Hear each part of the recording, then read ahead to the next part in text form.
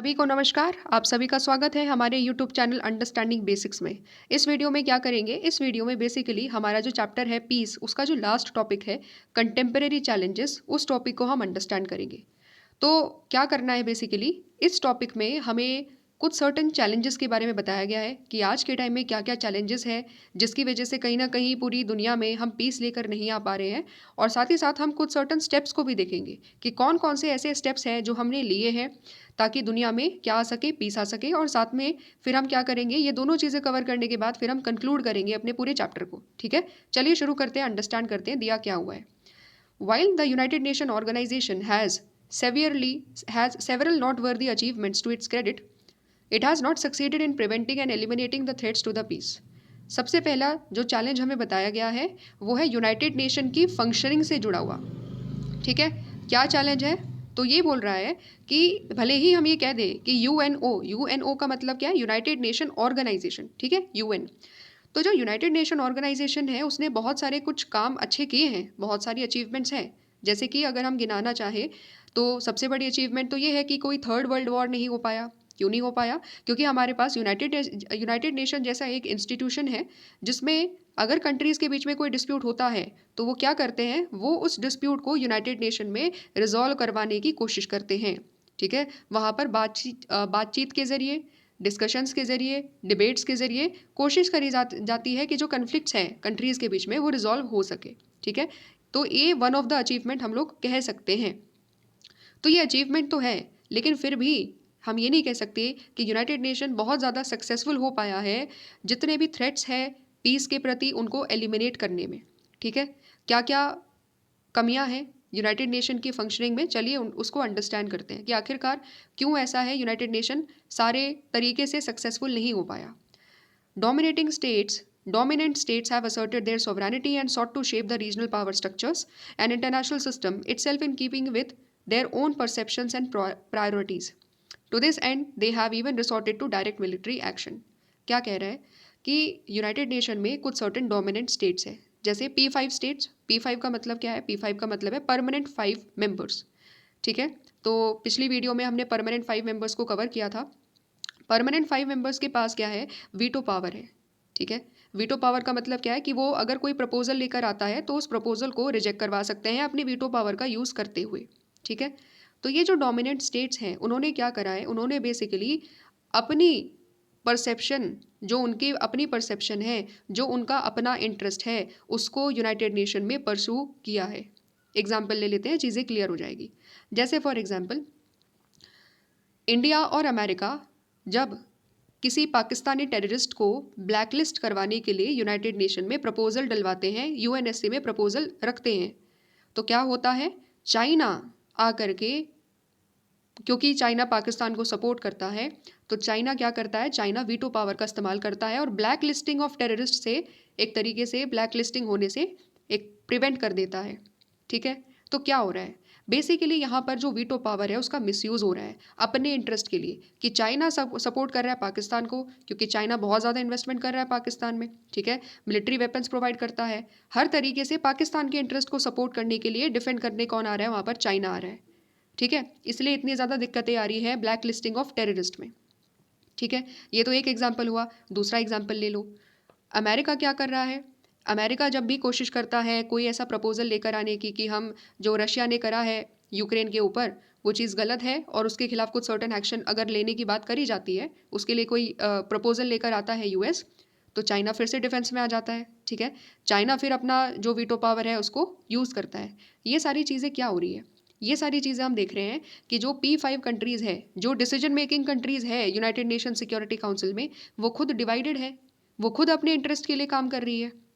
ठीक है, और किस तरीके से अपने इंटरेस्ट के लिए काम कर रही है, डायरेक्ट मिलिट्री एक्शन भी लिए जा रहे हैं इन कंट्रीज़ के द्वारा। जैसे यहाँ पर एग्जाम्पल दिया हुआ है, एग्जाम्पल किसका दिया हुआ है, यूएस इंटरवेंशन का। यूएस इंटरवेंशन कहाँ हुआ, अफगानिस्तान में हुआ, इराक में हुआ। कैसे इंटरवेंशन हुआ, यूएस ने क्या करा, यूएस ने बेसिकली अफगानिस्तान में इंटरफेयर करा कि हम तो वहाँ पर अफगानिस्तान में जो तालिबान है उसको ख़त्म कर देंगे। ठीक है, 2021 में ही जा करके जो यूएस की मिलिट्री फोर्सेस है वो अफगानिस्तान से निकलती है, वरना लगभग 10-20 साल तक यूनाइटेड नेशन यूएस की जो फोर्स है वो दूसरी कंट्री में रह रही है। सोचिए, किसी और कंट्री की फोर्स किसी दूसरी कंट्री में रह सकती है क्या? नहीं।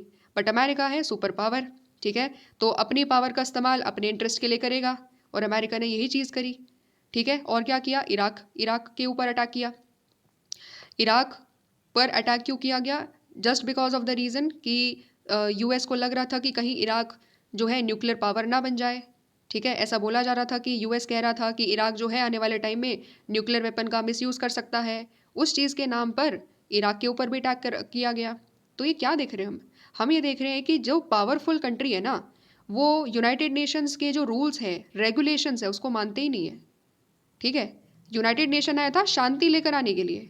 आप यूनाइटेड नेशन में एक P5 मेंबर हो, यानी कि आपके ऊपर ज़्यादा जिम्मेदारी थी कि आप शांति लेकर के आओगे, लेकिन आप क्या कर रहे हो? आप दूसरों कंट्री के ऊपर अटैक कर रहे हो, ठीक है। तो इसीलिए यूनाइटेड नेशन आज के टाइम में क्या हो रहा है, बहुत ज़्यादा डिसफंक्शन हो रहा है, अपना काम नहीं कर पा रहा है, पीस नहीं लेकर के आ पा रहा है, क्योंकि कंट्रीज़ के बीच में ही डिवाइडेड है, P5 ही डिवाइडेड है। रशिया और चाइना एक साथ आ जाते हैं, बाकी अमेरिका और बाकी जो 2 अदर कंट्रीज़ है वो अलग हो जाती है। इस तरीके से वहाँ पर डिवीजन चल रहा है। तो कैसे हम ये मान सकते हैं कि जब कोई इंपॉर्टेंट डिसीजन लेना होगा तो सारी की सारी कंट्रीज़ एक साथ आकर के ये जो P5 कंट्रीज़ है वो डिसीजन ले पाएगी? नहीं ले पाएगी। इसलिए यूनाइटेड नेशन सिक्योरिटी काउंसिल में रिफॉर्म की बात करी गई है कि केवल P5 कंट्रीज़, ये केवल 5 कंट्रीज़ ही सारे डिसीजन क्यों ले रही है, इंपॉर्टेंट डिसीजन क्यों? इन्हीं के पास वीटो पावर है। इंडिया जैसी कंट्री जिसके पास इतनी ज़्यादा पॉपुलेशन है, वर्ल्ड की इतनी ज़्यादा पॉपुलेशन कॉन्स्टिट्यूट करता है इंडिया, उसको ये स्टेटस क्यों नहीं मिल रहा? वो क्यों परमानेंट मेंबर नहीं है? ठीक है। इस तरीके से आवाज़ उठाई जा रही है कि इसको चेंज करो, यूनाइटेड नेशन को रिफॉर्म करो, ताकि नई कंट्रीज आ सके यूनाइटेड नेशन में। तब जा करके हम ये कह सकते हैं कि हाँ, पीस के लिए कुछ इंपॉर्टेंट स्टेप्स लिए जाएंगे, वरना कंट्रीज अपने अपने फ़ायदों के लिए ही यूनाइटेड नेशन का फिर यूज़ करेगी, ठीक है। समझ में आ गया? ये हमारा सबसे पहला चैलेंज है कि यूनाइटेड नेशन आज के टाइम में जिस तरीके से पीस उसको लेकर आना चाहिए था, नहीं लेकर आ पा रहा है, तो कमी आ गई यूनाइटेड नेशन में। दूसरा क्या है? टेररिज्म। दूसरा बड़ा चैलेंज क्या है आज के टाइम में पीस के सामने? वो है टेररिज्म। क्या बोल रहा है टेररिज्म के बारे में? चलिए अंडरस्टैंड करते हैं, टिक मार्क करते चलिएगा साथ साथ में, ठीक है। Terrorist currently pose a great threat to peace through an adroit and ruthless use of modern weapons and advance technology, ठीक है। आज के टाइम में बहुत ज़्यादा बड़ा थ्रेट टेररिज्म हो गया है, और टेररिज्म भी ग्लोबल टेररिज्म हो गया बिकॉज ऑफ ग्लोबलाइजेशन। उनके पास सारे मॉडर्न वेपन्स है, सारी एडवांस टेक्नोलॉजीज़ है जो किसी कंट्री की मिलिट्री के पास होती है, सेम टू सेम चीज़ उनके पास में भी आ चुकी है आज के टाइम में। और एग्जाम्पल यहाँ पर दिया हुआ है जो 9/11 का अटैक होता है अमेरिका में, ठीक है। तो यहाँ पर इस तरीके से बताया जा रहा है, उसका एग्जाम्पल दिया जा रहा है। और क्या है? और ये बोलते हैं कि आज के टाइम में ये भी पॉसिबिलिटी हो सकती है कि बायोलॉजिकल, केमिकल या न्यूक्लियर वेपन का इस्तेमाल भी टेररिस्ट कर सकते हैं, ठीक है। ये भी, इसकी पॉसिबिलिटी भी मानी जा रही है कि ऐसा संभव हो सकता है, क्योंकि उनके पास सारी टेक्नोलॉजी आ गई है, सारे मॉडर्न वेपन्स उनके पास आ चुके हैं, ठीक है। तो इसीलिए टेररिज्म आज के टाइम में one of the major threat है। इसीलिए सारी कंट्रीज एक साथ बोल रही है कि हाँ, रिकॉग्नाइज कर रही है कि yes, terrorism is a threat for the humanity and for the global security, और ग्लोबल शांति के लिए भी बहुत बड़ा थ्रेट है, ठीक है। तो ये दूसरा चैलेंज हमने पढ़ लिया। तीसरा चैलेंज क्या है? ग्लोबल कम्युनिटी, कुछ कुछ एग्जाम्पल्स ऐसे हैं जहाँ पर ग्लोबल कम्युनिटी को कुछ सर्टन स्टेप्स लेने चाहिए थे, वो नहीं लिए गए, ठीक है। अंडरस्टैंड करते क्या दिया हुआ है। It has often served as a mute spectator of genocide. Genocide क्या होता है? Genocide systematic massacre of an entire group of people. एक पर्टिकुलर ग्रुप ऑफ पीपल को जब सिस्टमैटिक तरीके से मारा जाता है, ठीक है, तो वो होता है जेनोसाइड, नरसंहार जिसको बोलते हैं। तो ये कहाँ हुआ? ये हुआ था रवांडा में। रवांडा में कब हुआ था? 1994 में। किसने किया था? तुत्सीज ने किया गया था। तुत्सीज का, तुत्सी और हुतू, ये 2 प्रकार की क्या थी वहाँ पर, ग्रुप्स थे। तो बेसिकली हुतूज ने क्या करा? हुतूज नाम का जो ग्रुप था उसने तुत्सीज के ऊपर अटैक कर दिया था और उनका जेनोसाइड किया गया था तुत्सीज का, ओके। और इसके अंदर क्या समस्या है? अगर ये जेनोसाइड हो रहा है तो क्या ये जेनोसाइड प्रिवेंट नहीं किया जा सकता था क्या? हमारे पास यूनाइटेड नेशन जैसे बड़े इंस्टीट्यूशन है, यूनाइटेड नेशन के पास अपनी फोर्स है जिसको United nation piece keeping force के नाम से जाना जाता है, तो क्या वो इंस्टीट्यूशन फिर वहाँ पर रवांडा में नहीं भेजे जा सकते थे क्या? यही क्वेश्चन किया गया है, देखते हैं क्या बोलता है। Despite the availability of intelligence before the killing began and subsequent international media coverage of the genocide as it unfolded, there was no international intervention. कोई इंटरनेशनल इंटरवेंशन नहीं था। हमें पता था कि इंटेलिजेंस के रिपोर्ट के जरिए हमें पता चल गया था, किलिंग्स के शुरू होने से पहले पता चल गया था कि जेनोसाइड की संभावनाएं हो सकती है। साथ ही साथ में इंटरनेशनल मीडिया कवरेज भी हो रहा था जेनोसाइड का, ठीक है, पूरी मीडिया रिपोर्ट्स हमें इन्फॉर्मेशन दे रही थी क्या हो रहा है, किस तरीके से लोगों को मारा जा रहा है, लेकिन फिर भी यूनाइटेड नेशन ने इंटरफेयर नहीं करा। ये जो बड़े बड़े सुपर पावर्स हैं, P5 स्टेट्स, किसी ने इंटरफेयर करने की कोशिश नहीं करी। अब बताओ कि कहाँ गया यूनाइटेड नेशन? यूनाइटेड नेशन का काम क्या था? शांति लेकर के आना। किसी देश के अंदर अगर गृह युद्ध हो रहा है, अगर वहाँ पर सिविल वॉर हो रहा है, जेनोसाइड हो रहा है, तो क्या रिस्पॉन्सिबिलिटी नहीं थी कि पीस कीपिंग फोर्स भेजे? बट नहीं भेजी गई, ठीक है। United Nation refuse to authorise its peace keeping operation in Rwanda to stop the carnage. ये चीज़ होनी चाहिए थी कि पीस कीपिंग फोर्स आनी चाहिए थी, नहीं भेजी गई। और ऐसा ही नहीं है कि रवांडा में ही नहीं भेजी गई, आज के टाइम में भी हम बहुत सारे इंसिडेंट्स देख रहे हैं, ठीक है। जैसे म्यांमार का एग्जाम्पल ले लो। म्यांमार में क्या हो रहा है? म्यांमार की आर्मी ही म्यांमार के लोगों को मार रही है। वहाँ पर रोहिंग्यास के साथ इतने टाइम तक वायलेंस चला, पीस कीपिंग फोर्स भेजी गई क्या? ठीक है। सिमिलरली बांग्लादेश के एग्जाम्पल ले लो। बांग्लादेश में क्या हुआ? हिंदूज और बाकी अदर माइनॉरिटीज़ के साथ अटैक किया गया इतने लंबे टाइम तक, ठीक है। आफ्टर जब हसीना की जो सरकार थी वो हट गई, उसके बाद ये चीज़ें हुई। किसी ने पीस कीपिंग फोर्स वहाँ पर भेजी? सारी रिपोर्ट्स यूनाइटेड नेशंस के पास थी, लेकिन नहीं हुआ। चाइना में भी उइगर मुस्लिम्स के साथ क्या किया जा रहा है? उनको मारा जा रहा है। तो वहाँ पर जो उइगर मुस्लिम्स हैं उनको मारा जा रहा है, उसके ऊपर यूनाइटेड नेशंस क्या कर रहा है? कुछ भी नहीं कर रहा। ये सारे कुछ सर्टन एग्जाम्पल्स हैं कि जब किसी रिलीजन के बेसिस पर या एथनिसिटी के बेसिस पर लोगों को मारा जा रहा है, तब भी यूनाइटेड नेशंस काम नहीं कर पा रहा है। और यूनाइटेड नेशन बना किस लिए था? ये सारी चीज़ों को ख़त्म करने के लिए और पीस को इंश्योर करने के लिए बना था। कम से कम कुछ स्टेप्स तो लिए जाने चाहिए थे, बट नहीं लिए जा रहे हैं, ठीक है। और क्या है? All this is not to say that the peace is a lost cause. ये सारे हमने चैलेंजेस देखे। जेनोसाइड देखा जिसमें यूनाइटेड नेशन काम कर सकता था लेकिन नहीं किया। इंटरनेशनल कम्युनिटी या ग्लोबल कम्युनिटी काम कर सकती थी, नहीं किया। टेररिज्म हमने चैलेंज देखा, यूनाइटेड नेशन की डिसफंक्शनिंग को हमने चैलेंज के तौर पर देखा। लेकिन इसका मतलब ये नहीं है कि पीस के लिए कोई काम ही नहीं किया गया। कुछ सर्टन स्टेप्स भी उठाए हैं। अब हम वही स्टेप्स देखेंगे कि पीस के लिए हमने क्या किया है। Japan and Costa Rica decided not to maintain military forces, ठीक है। जापान और कोस्टा रिका क्या निकले? उन्होंने अपने आप को पैसिफिस्ट कंट्री के तौर पर बोल दिया कि आज से हम शांतिवादी कंट्री है, और शांतिवादी कंट्री होने के नाते उन्होंने बोला कि हम मिलिट्री फोर्सेस को मेंटेन नहीं करेंगे, ठीक है। ये एक स्टेप हुआ। दूसरा, न्यूक्लियर वेपन फ्री जोन्स बनाई जा रही है, ठीक है। कितनी हो चुकी है आज के टाइम में? 6 ऐसी जोन आज के टाइम में दिखाई देती है। न्यूक्लियर वेपन फ्री जोन क्या है? Use and development deployment of nuclear weapon is ban through an internationally recognise treaty. एक ट्रीटी करी जाती है कंट्रीज़ के बीच में, और फिर ये बोला जाता है कि हम आज से ना ही तो यूज़ करेंगे, ना ही न्यूक्लियर वेपन को डेवलप करेंगे, और ना ही न्यूक्लियर वेपन को अपनी कंट्री में रखकर किसी और के ऊपर अटैक करने की कोशिश करेंगे। ये सारी चीज़ें करी गई और इसकी वजह से न्यूक्लियर वेपन फ्री जोन्स बने। जैसे 6 जोन है, यहाँ पर नाम दिया हुआ है: Antarctica territory, Latin America, Caribbean, south east Asia, Africa और साथ ही साथ साउथ पैसिफिक। यहाँ पर किसी भी तरीके से न्यूक्लियर वेपन का यूज़ नहीं होगा, ठीक है। तो इससे क्या हो रहा है? इससे जो कंट्री है ये अपने आप को कह पा रही है कि हम आज के टाइम में सेफ फील करते हैं, क्योंकि हमारे यहाँ पर कोई कंट्री न्यूक्लियर वेपन डेवलप नहीं करेगी, ठीक है। तो ये सेकेंड स्टेप। तीसरा क्या है? Disintegration of USSR in 1991 put a full stop to the era of military rivalry between the super powers and removed a major threat to the international security. क्या बोल रहा है? ये बोल रहा है कि जब यूएसएसआर डिसइंटीग्रेट होता है 1991 में, तो जो 2 ग्रुप्स थे, एक कैपिटलिस्ट एक कम्युनिस्ट, तो उसमें से एक तरीके से ये जो राइवलरी चल रही थी दोनों ग्रुप्स के बीच में वो ख़त्म हो जाती है। और क्या किया जाता है? और बेसिकली जो एक मेजर थ्रेट था सिक्योरिटी को, इंटरनेशनल सिक्योरिटी को, वो फिनिश हो जाता है। क्योंकि जब मिलिट्री राइवलरी ही ख़त्म हो गई तो क्या होगा? शांति ऑटोमेटिकली आने की संभावनाएं बढ़ जाएगी। और क्या होता है? Besides, the contemporary era has witnessed the rise of numerous popular initiatives aimed at fostering peace. और ये सारी मूवमेंट्स को कहा जाता है पीस मूवमेंट्स, ठीक है। तो आज के टाइम में हम क्या देख रहे हैं? बहुत सारे पीस इनिशिएटिव्स लिए गए हैं, जिनको कलेक्टिवली हम किस नाम से जानते हैं? पीस मूवमेंट्स के नाम से जानते हैं। टिक मार्क कर लीजिए, इंपॉर्टेंट पॉइंट है, ठीक है। पीस मूवमेंट्स में क्या हो रहा है? पीस मूवमेंट्स में बेसिकली जो सेकेंड वर्ल्ड वॉर है, सेकेंड वर्ल्ड वॉर के बाद से पीस मूवमेंट्स के लिए स्टेप्स उठाए जा रहे हैं। It has since gathered momentum and gained a large following across geographical and political barriers. तो पीस मूवमेंट में बहुत सारे लोग एक साथ आ रहे हैं, मिल करके काम कर रहे हैं। ऐसा नहीं कोई स्पेसिफिक कंट्री या स्पेसिफिक रीजन से, नहीं। जितनी भी दुनिया में जितनी भी कम्युनिटीज़ हैं उन सभी से लोग आ रहे हैं। कौन कौन लोग आ रहे हैं? Workers, writers, scientist, teachers, media person, priest, statesman, जितने पॉसिबल लोग हो सकते हैं, अलग अलग प्रोफेशन के लोग, अलग अलग रीजन से लोग आकर के काम कर रहे हैं। पीस मूवमेंट में कर क्या रहे हैं? एम्पावरमेंट ऑफ वुमेन के लिए काम कर रहे हैं, एनवायरनमेंट के प्रोटेक्शन के लिए काम किया जा रहा है, ठीक है। और क्या किया जा रहा है? तो ये दो इंपॉर्टेंट तो पॉइंट है ही, ठीक है। तो इसके अलावा भी कुछ सर्टेन स्टेप्स लिए जा रहे हैं, जैसे कि न्यूक्लियर सप्लायर ग्रुप का फॉर्मेशन किया गया था।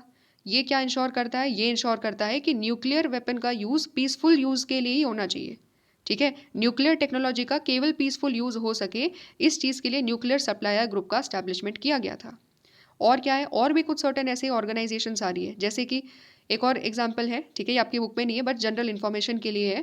केमिकल एंड बायोलॉजिकल वेपन, इसको बहुत ज़्यादा यूज़ ना हो पूरी दुनिया में, इस चीज़ के लिए ऑस्ट्रेलिया ग्रुप काम करता है, ठीक है। तो ये क्या देख रहे हैं हम लोग कि कुछ सर्टन कंट्रीज़ ने ग्रुप्स बनाए ताकि वेपन्स का जो कंट्रोल है, वेपन्स का जो यूज़ है, उसको हम लिमिट कर सके, ताकि दुनिया में जितने कम वेपन होंगे उतना ही ज़्यादा पीस होने की संभावनाएं हैं, ठीक है। तो वो चीज़ हमने करी। और भी हमने बहुत सारे न्यूक्लियर प्रोलिफरेशन को डिसआर्म करने की कोशिश करी, ठीक है। तो प्रोलिफरेशन ना हो न्यूक्लियर का, उसके लिए भी सर्टन ट्रीटीज़ हम लोगों ने करी है। ये सारी चीज़ें करी गई है। और क्या होता है पीस मूवमेंट में?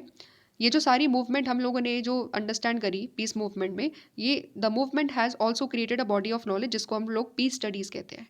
तो पीस स्टडीज़ नाम की एक बॉडी बन गई, जिसमें हम यही सारी चीज़ें देख रहे हैं कि कौन कौन ग्रुप किस तरीके से पीस के लिए काम कर रहे हैं और किस किस सेक्शन के डेवलपमेंट के लिए काम कर रहे हैं, ठीक है। तो ये सारे कुछ सर्टन स्टेप्स हमने देखे जो इंटरनेशनल लेवल पर हम लोग ले करके आ रहे हैं ताकि पीस को एक तरीके से इंश्योर किया जाए, ठीक है। अब ये लास्ट पैराग्राफ है आपका, कंक्लूडिंग पैराग्राफ। चलिए देखते हैं क्या दिया हुआ है।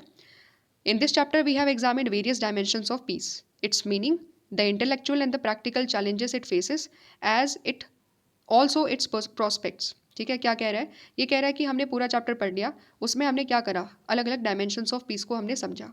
पीस का मतलब केवल एब्सेंस ऑफ वॉर नहीं होता है, उसमें स्ट्रक्चरल वायलेंस की भी बात करी जाती है, उसमें हमने ये भी अंडरस्टैंड करा, उसका मीनिंग हमने अंडरस्टैंड करा और उसके इंटेलेक्चुअल और प्रैक्टिकल चैलेंजेस को देखा। इंटेलेक्चुअल चैलेंज क्या है कि हम लोग पहले ये सोचा करते थे कि पीस का मतलब एब्सेंस ऑफ वॉर, बस इतना ही। लेकिन फिर हमने जाना अच्छा स्ट्रक्चरल वायलेंस भी होता है ना। ये था इंटेलेक्चुअल चैलेंज। और प्रैक्टिकल चैलेंज क्या था? प्रैक्टिकल चैलेंज अभी हमने देखा टेररिज्म के फॉर्म में, जेनोसाइड के फॉर्म में, वॉर्स के फॉर्म में हमने देखा, ठीक है। और क्या है? We have seen that the pursuit of peace involves a constant efforts to create and sustain harmonious social relations conducive to the human well-being and flourishing. क्या कह रहा है? ये कह रहा है कि हमें ये समझना होगा, जब हम पीस के बारे में बात कर रहे हैं ना, तो पीस कोई ऐसा नहीं है कि एक दिन में पीस आ जाएगा, कोई लेकर नहीं आ सकता। पीस एक कांस्टेंट एफर्ट रिक्वायर करता है। पीस को चाहिए कि हम लगातार कांस्टेंट एफर्ट्स लेकर के आएंगे, और जब तक लगातार कांस्टेंट एफर्ट्स नहीं होंगे तब तक हम ये नहीं कह सकते कि हम पीस की तरफ बढ़ेंगे। तो सबसे पहली चीज़ कांस्टेंट एफर्ट हमें लगातार देने पड़ेंगे, और इससे क्या होगा? इससे हम हारमोनियस सोशल रिलेशंस को मेंटेन कर पाएंगे। हारमोनियस का मतलब क्या है?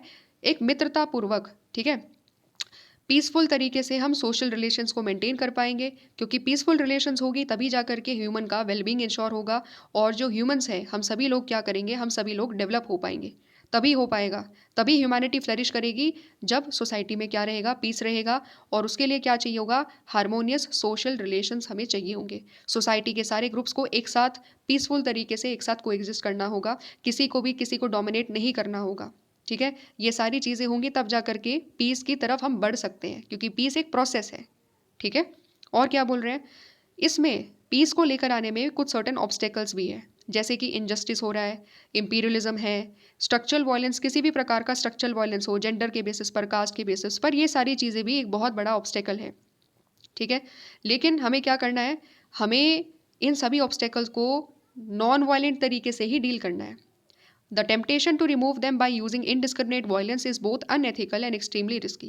अगर हम इनको, ये जो ऑब्स्टेकल्स है, इनको अगर हम वायलेंट तरीके से हटाने की कोशिश करेंगे तो रिस्की हो सकता है, क्योंकि एक बार वायलेंस यूज़ किया तो फिर से संभावनाएं हो सकती है कि दोबारा से सोसाइटी में वायलेंस यूज़ किया जाए लीडर्स के द्वारा या लोगों के द्वारा, तो इसमें वो रिस्क है।